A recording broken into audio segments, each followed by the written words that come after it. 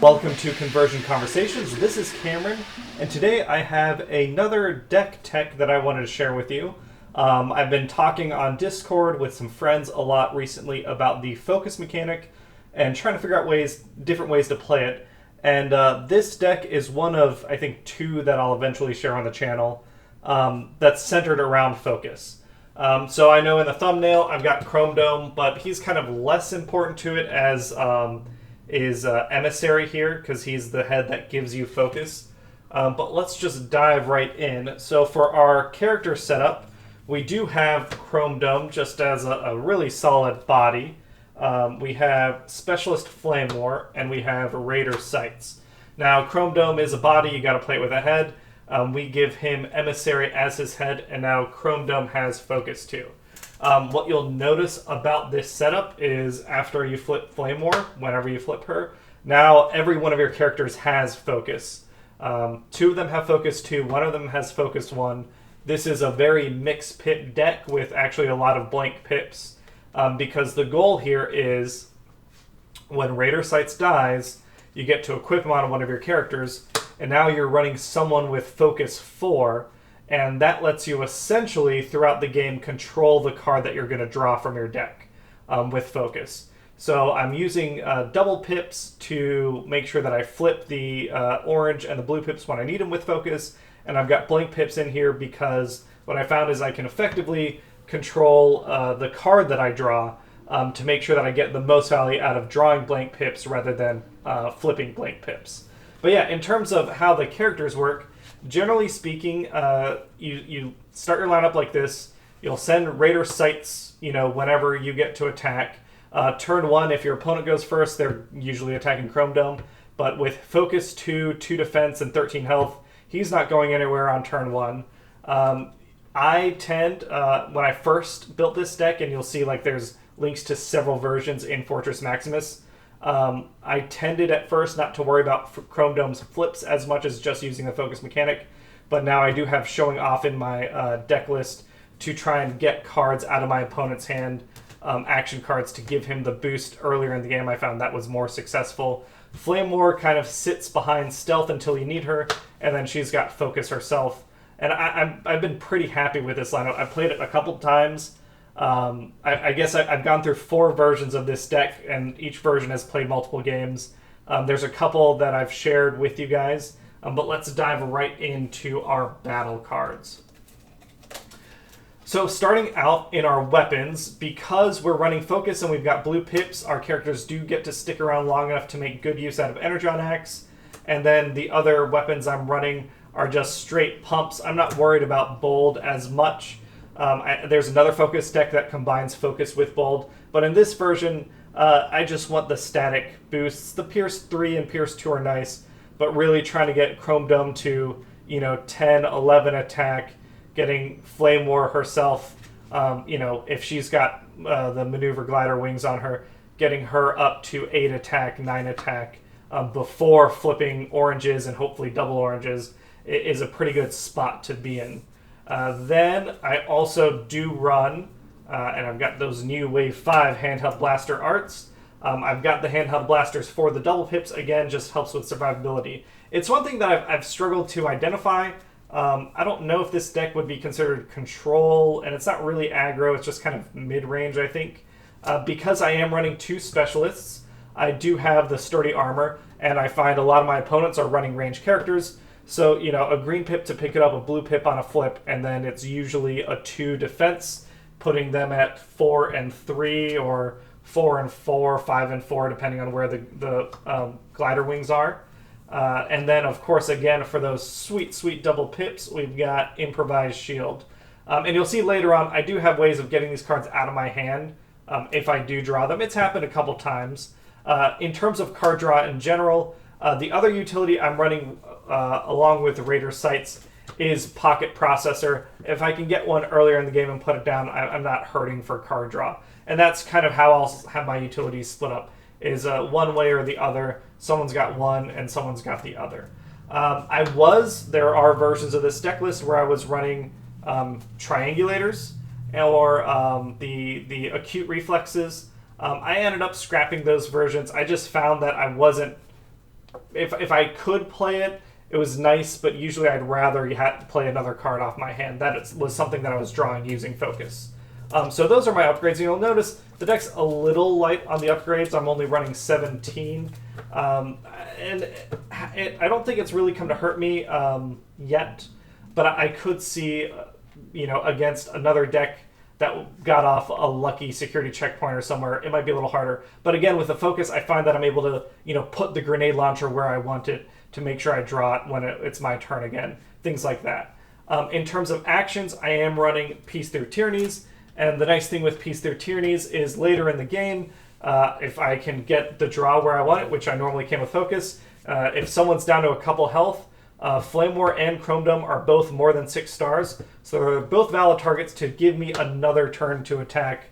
If we're about to do an untap, I scrap a tapped character, get to attack with both my guys, and then get another attack with Flamewar or something.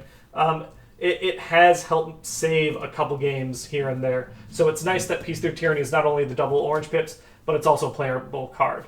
Security checkpoint is huge. I found that usually if I don't have one in hand and I'm about to draw it, I'm pretty torn on leaving it for the defensive pips or drawing it. I get great value either way, especially with how light I am on upgrades and my ability to kind of focus to get to the upgrade draw where I want it. Getting rid of my opponent's upgrades are great. And it combined with Chromedome, flipping to this mode, looking at their hand, scrapping an action, and then security checkpointing 2 upgrades out of their hand just feels super, super good. Then, again, another white pip card. I don't run a ton in this deck, but I do have backup plan because I have found there are turns where I just need to get some stuff out of my hand, and a backup plan lets me just draw 3 more. I'm not running, with like 5 or 6 cards in my hand. Cards that right now I'm a little torn on, but I still keep getting value out of them, are Belligerents and End Hostilities. These have gone back and forth in my sideboard a couple times, from sideboard to main, but I found that it's hard because I don't have a way of predicting, but I have enough double pips in there that if I'm attacking and I flip and I play Belligerents, that's still, a +2, maybe +3 if, I flip a white pip. Same with End Hostilities. If I'm flipping 2 Peace Through Tyrannies, I've got End Hostilities down. I'm sitting pretty okay there. But there are cards that, if I was cutting something in my sideboard to make room for something in main, these are probably some of the first ones I'd look at. Reprocess is standard, especially right now in the meta. I have stopped using the new black-green scrap and a weapon or armor card because I find myself wanting to hit utilities. Speaking of hitting utilities, if an opponent hits my own, I am running 1 Quartermaster. I was running more than one in a previous version of the deck list, but I found that people tend not to actually target sights all that often, which surprised me. But that's just the games I've been playing. So I've dropped it down to 1 because I can use Focus to draw the Quartermaster when I need it most of the time.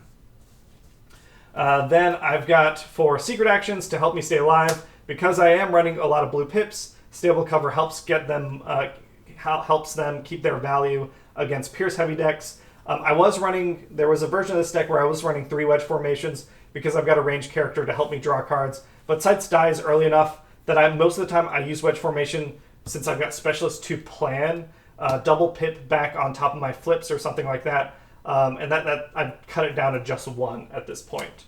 Then into the blank pips, which again, Focus helps me kind of not have to flip them and just draw them instead. Chromedome can get pretty beefy in his attacks, and my opponent will usually, since we're often both 3 wide, try and direct Chromedome into somewhere I don't necessarily want him to attack.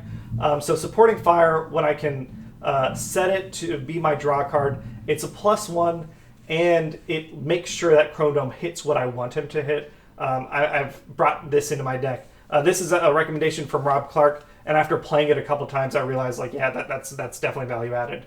I was running a suite of Cayman crashes and one-shot stands. I dropped the one-shot stands down to 2. I actually swapped my Cayman crashes for plasma bursts because I felt that with Focus, I was able to make sure I draw off plasma burst, and it's strictly better than Cayman crash. But now, to put supporting fire, and I ended up cutting the plasma verts, I am still running 2 one-shot stand, one-shot falls, because that 3 damage can be pretty important to make sure I don't have to attack into a character that I'd rather not have to. And the last thing are the showing offs. When I get these guys early, and Focus helps me get them early, being able to flip Chromedome, flip him back, and then flip him again in a turn is really, really nice. Starting out with 2 cards banished, 2 actions banished, I only have to flip Chromedome 2 more times, and I get his +3 bonus. Really has helped set me ahead of the game. This is another one that I think either Legendary Void or Rob, or maybe both of them, mentioned me to put in, and I played with it, and I was like, yeah. At first, I wasn't that worried. I was relying just on the focus mechanic, and Chromedome's +3 was a nice to have. But the deck slowly morphed to being a balance of focus and then making sure that Chromedome's ability goes off early in the game. And that's the tech. Like that's it. It's pretty straightforward. I don't think there's anything tricky about it. Like I said, the first couple turns, you swing with Sights, you swing with Flame War. Usually in stealth, I don't tend to worry about her focus while I'm flipping Chromedome back and forth twice. And then, maybe flip her in a couple turns. But then they're essentially attacking the Sights twice. He's going to die. He doesn't live all that long. I tend to use his focus mechanic to allow him to die. Since it's just focus 1, I'll usually sift blue pips off the deck to make sure that he dies. And then Chromedome, when you get him into this mode with the 3 banished cards, he's a 7 with focus 2 and plus whatever else you slap on him, grenade launcher or something, and he's swinging pretty big, and it tends to hurt. And like I said, I do have other videos up. The cards that I've slowly sifted out of the deck list came in Crash. It's stayed in there until the very end, but now it's kind of, do I need these extra direct damage? And if I use them, I tend to use Plasma Bursts anyway. Gyro Blasters. With the Pocket Processor that I'm running and Sights, I just found... My idea originally was, okay, if I get Focus 3 and I limit our flips to 2 only, then I really, really have great control over the card that I draw. And it did help me out making sure that I drew this card when I wanted to draw it. But I found that rather than that, sometimes I'd rather just have a bigger hand size, so they've slowly fallen out of the deck. Cutting one shall stand, one shall fall down from 3 to 2. Blade Flurry is one that I just... it's a great blank pip. I think it's a +4, but there's other cards that I'd rather run, like Supporting Fire and Showing Off. This is an easy sideboard card if I find that I need to sideboard in extra weapons or something like that. Blade Flurry comes in also. Field Communicator. Early on, I was using it to get extra plays off the top of the deck, but it's a utility slot, and I found that once I had Sights down and once I had Pocket Processor down, I wasn't really trying to play Field Communicator on top of either of those. Backup plan, I was running more than one. I've cut it down to 1. Same with Belligerents and End Hostilities. These are all sideboard stuff. And then Triangulator. This deck doesn't use Triangulator, but there's another deck list that I'm going to be playing and sharing with you guys that does use Triangulator to get max focus.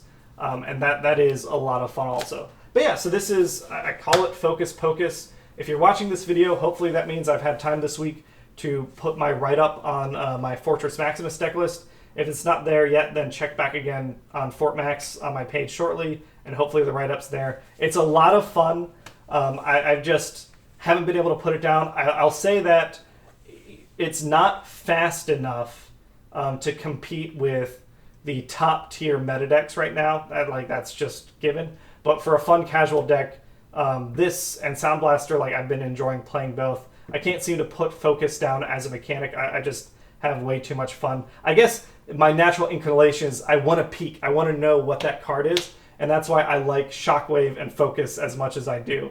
But that's it. Thanks for watching, everyone. Have a great day, and if you're enjoying this, go check out my Extra Life video and Extra Life page. Links in the bottom in the video description. I'm giving away Transformers TCG stuff. Wizards of the Coast has reached out to me, and they're sending me prizes to give away. I'm super excited. There will be more news in the future, and I want you to win some free stuff, and I want to raise money for sick kids, and I think that's something we can team up and do. Thanks, everyone. Have a great day.